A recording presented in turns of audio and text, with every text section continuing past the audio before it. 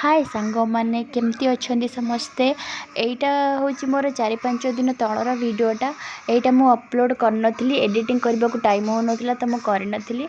एटा आज भाविली आपण मानक देखी मु माछ तरकारी केमती बने सेटा मुझे आज मुझे देखा। এইটা হচ্ছে ভেটকি মাছ। ভেটকি মাছ সତରେ ଖାଇବାକୁ ବହୁତ ଭଲ ଲାଗେ। ମୁଁ କେବେ ଅଲଗା ମାଛ ହିଁ ଖାଏନି, ସବୁବେଳେ ରୋହି ମାଛ ଖାଏ ଆଉ ଛୋଟ ଛୋଟ ଚୁନା ମାଛ ହିଁ ଖାଏ। ଆଉ ମୁଁ ଅନ୍ୟ କୌଣସି ମାଛ ହିଁ ଖାଏନି। ଆଉ ଏଇଟା ମୁଁ ଖାଇଲି ଦେଲେ ମୁଁ ଜାଣିପାରିଲିନି, ଖାଇସାରିଲା ପରେ ମୋତେ ସେ କହିଲେ କି ଏଇଟା ହେଉଛି ଭେଟକି ମାଛ ଥିଲା। ମୁଁ କହିଲି ହଁ ସତରେ ଭଲ ତ ଲାଗୁଥିଲା, ଖରାପ ବି ଲାଗୁନଥିଲା। ତା ସହିତ ଏଇଟା ମାଛର ବିହନ ବି ଦେଇଥିଲା, ତାକୁ ବି ଧୋଇକି ରଖିବି। ସେଇଟା ଖାଲି କିଛି ମସଲା ମସଲି ଦେବିନି, ଯେଉଁ ମସଲା କରିବି ଏ ମାଛ ପାଇଁ ସେଇ ମସଲାରୁ ଟିକେ ଦେଇକି ତାକୁ ମୁଁ ବରା କରିବି। ମାଛକୁ ଭଲସେ ଧୋଇ ଧାଇ କରିକି ତାପରେ ସେଥିରେ ଲୁଣ ହଳଦୀ ଲଙ୍କାଗୁଣ୍ଡ ଦେଇକି ତାକୁ ମୁଁ ଟିକେ ସମୟ ପାଇଁ ରଖିଦେବି। तापर कढ़ाई को भल भाव में गरम कर सारा पर तेल देवी, सोरिष तेल रे मुझा माछ को मु भाजबी। तापर माछ भाजी सारा पर केमती तरकारी करुँची आपण मैंने निहाती देखिले जानीपारे।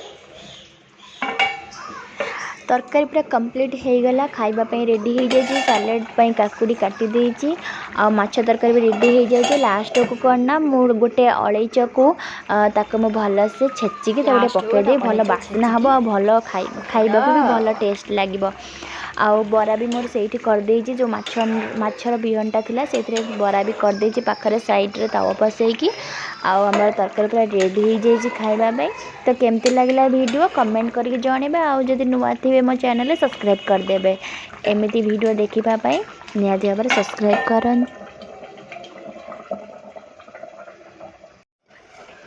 तो रही सांग मैंने आपण मान वीडियो जमी भल लगी लाइक करेंगे सब्सक्राइब करदेवे तो आम चलू खाइबा को।